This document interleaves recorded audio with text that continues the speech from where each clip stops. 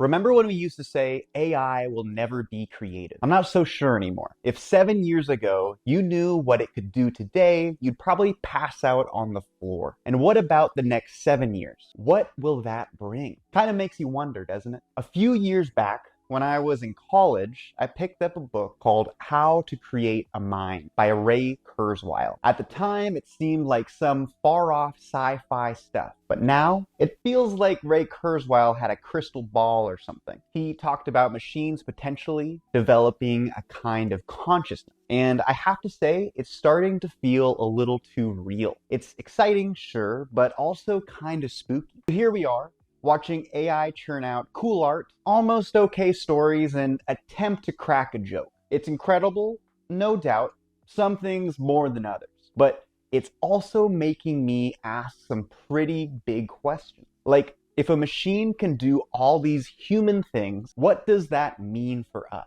I'm not here to bash AI. It's going to bring some seriously awesome stuff. I can't help but wonder, how do we keep our humanness alive and thriving? The boring but effective AIs of the past decade, the ones feeding us endless, binge-worthy social media, have made us lose touch with some of our humanity. Let's not let that happen again with the rise of these truly clever AIs. They're going to get really good at convincing us that we can lean on them to do what our souls must impart. But let's not be fooled so easily. Hey, are you liking this video? I hope you are. I'm super early in my YouTube journey. If you like and subscribe, it's free to do and it really helps out the channel. I feel so strongly towards living more of a grounded, mindful existence, especially in a world where we're bombarded with screens and artificial intelligence. And I know that this is going to become even more of a topic in all of our lives. So please like and subscribe, really helps out. I thank you so much. We've got these AIs crunching numbers and spitting out sonnets faster than you can say. Transformer deep learning architecture. Pretty cool.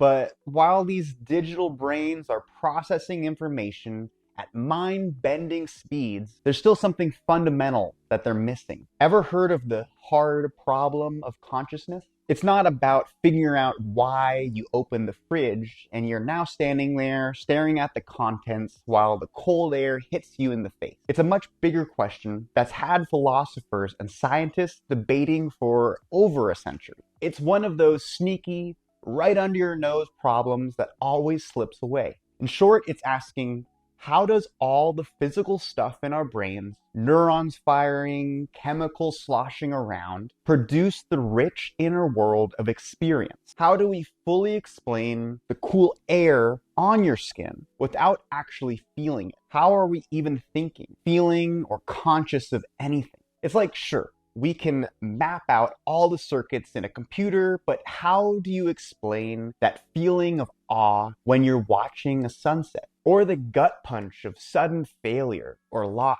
Even just the simple pleasure of a good cup of coffee in the morning? How do you point at that thing? There's this quote I love, pretty sure it's from Peter Watts, the author of Blindsight. He said, "Humans are machines that feel, not machines that think." Doesn't that just hit the nail on the head? We're not just walking calculators. We're these complex, messy, emotional beings. We fall in love, we get our hearts broken. We laugh until it hurts. We cry in the movie theater. We feel joy, sorrow, anger, fear, sometimes all at once. And it's not just about having emotions. It's about the depth of those feelings. How a song can transport you back in time. How a smell can bring back a flood of memories, or how a simple hug from the right person can make everything feel okay. These experiences, they're uniquely ours. They're subjective, personal, and incredibly powerful. They shape our decisions, our relationships, our entire lives.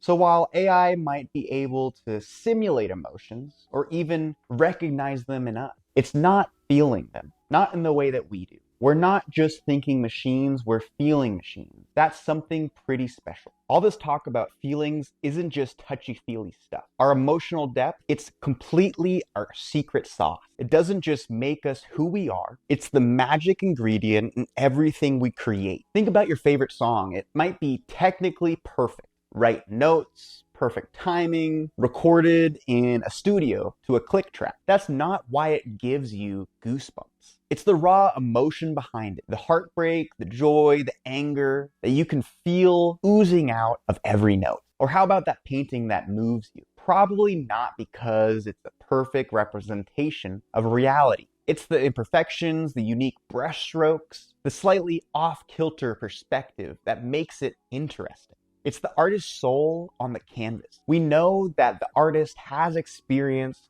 what we have. AI can create some pretty impressive stuff. It's mind-blowing in a how did it do that kind of way, not in the this speaks to my soul kind of way. AI can analyze millions of songs and spit out a catchy tune. It can study countless paintings and produce a visual, pleasing image. But can it capture the ache of a broken heart in a melody? Can it translate the awe of a starry night into brushstrokes? Not really. Maybe a bit. It can match our patterns, not experience any of it. Because AI doesn't have experiences, it doesn't have emotion. It doesn't have that spark of madness that often leads to genius. It can mimic, it can combine, it can optimize. But can it truly create in the way humans do? Human creativity is messy. It's unpredictable. Sometimes it's downright weird. That's what makes it beautiful. Our imperfections, our unique experiences, our emotions, they all feed into this wonderful, chaotic process we call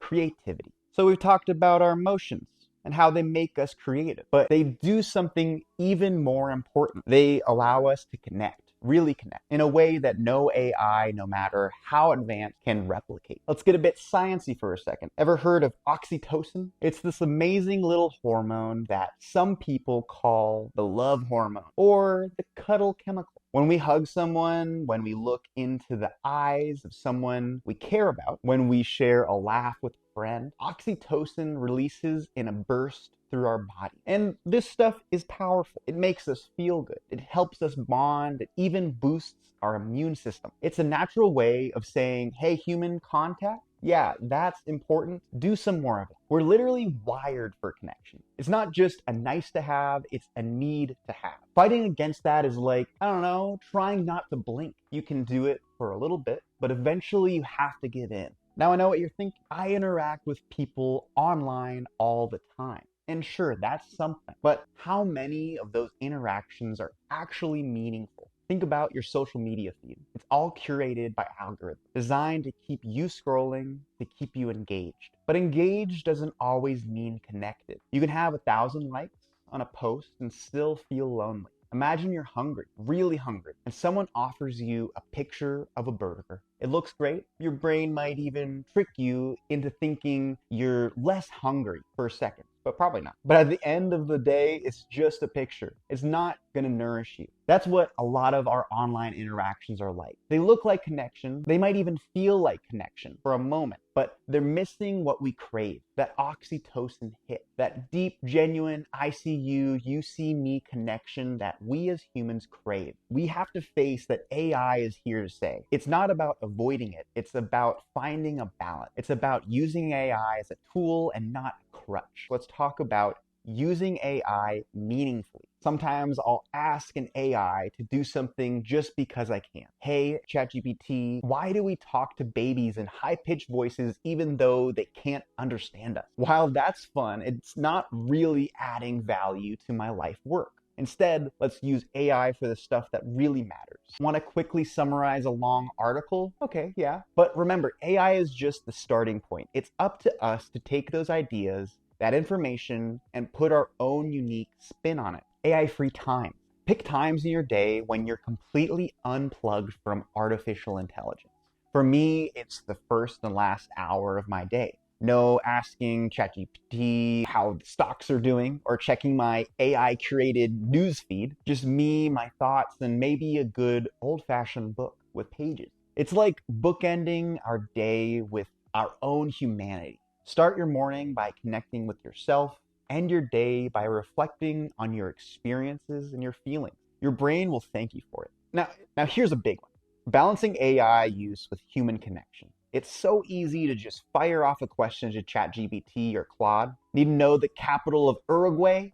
Bam, AI's got you. And you don't look silly asking. But Next time you have a question, try asking a real person instead. I know, it's more effort. It takes vulnerability. What if they don't know? What if they think it's a dumb question? But that's the beauty of it. That interaction, that exchange, it's real, it's human. And who knows, it might lead to an interesting conversation, a new perspective, or even a deeper connection. The key is balance. AI is an incredible tool, but it shouldn't replace our real world experiences. Or go for a drive without Google Maps sometime. Try to remember a fact before asking AI, or just make an educated guess. Have a debate with a friend instead of with an AI model. Life isn't just about efficiency and information. It's about experiences, connections, and personal growth. Use AI to enhance your life, absolutely, but don't let it replace the messy, beautiful, uniquely human parts of living. At the end of it, AI is a tool, a powerful one, but still just a tool. You wouldn't use a hammer for everything, right? Same goes for AI.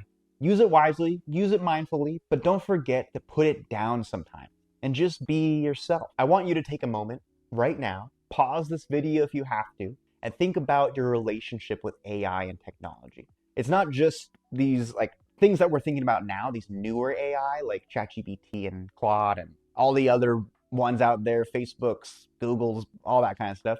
Algorithms, they are a type of AI too, and they are super powerful in our lives. Think about your relationship with them and how much you use them every day. They rule our world in a lot of ways. And what that also means is that our humanness isn't ruling everything.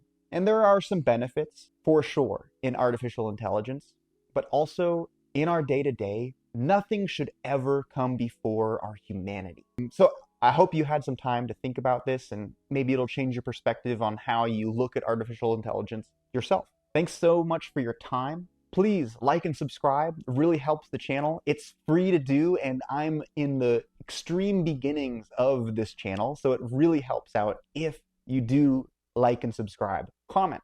Appreciate it, and we will talk super soon. Thanks so much.